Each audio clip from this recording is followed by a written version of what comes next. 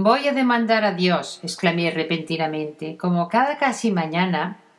Desde hacía ya unos años, tras mis ejercicios de estiramientos físicos y mentales, me hallaba dando las gracias a Dios por todo lo que tenía y por lo que supuestamente seguiría recibiendo cada día de mi existencia.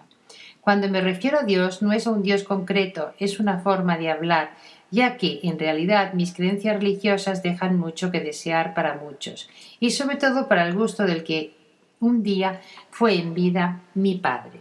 Ello no quiere decir que yo no sepa respetar las de otros, pero desde muy jovencita, al inicio de mi adolescencia, dejé de creer totalmente a ciegas en los criterios religiosos impuestos por el hacedor de mis días.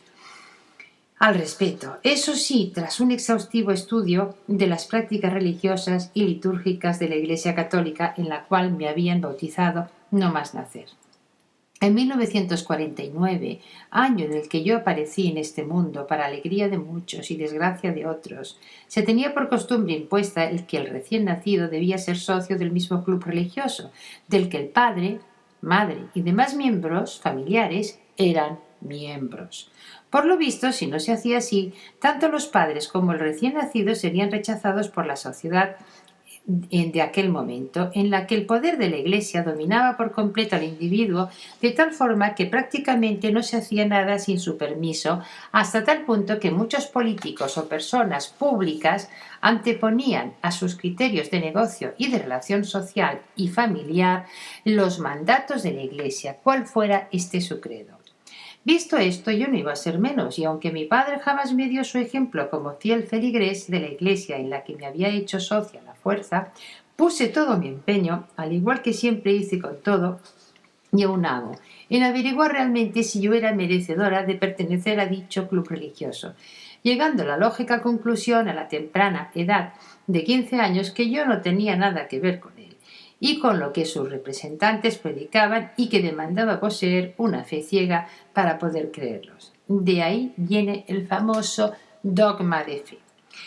Para más INRI, cuando me iniciaba en la adolescencia, tuve la suerte de tener a un jesuita como profesor de religión. Y digo suerte, entre comillas, porque él fue la gota que hizo que se reafirmara mi convencimiento de dicha sociedad religiosa no era más que el partido político que más poder tenía en la tierra en aquellos momentos y que imponía sus criterios a marcha martillo como la más perfecta de las dictaduras. En definitiva, que aunque de forma no consciente en su inicio, siempre tuve el sentimiento o conciencia que a Dios no había que buscarlo fuera de uno mismo, ni adorar ninguna imagen elaborada por manos humanas o impuestas por criterios ideológicos practicados y venerados por una mayoría humana. Tenía la seguridad plena que nosotros formábamos parte de la esencia divina, por lo que éramos Dios. Ya sé que para muchos puede parecer una blasfemia, pero no es en absoluto mi intención.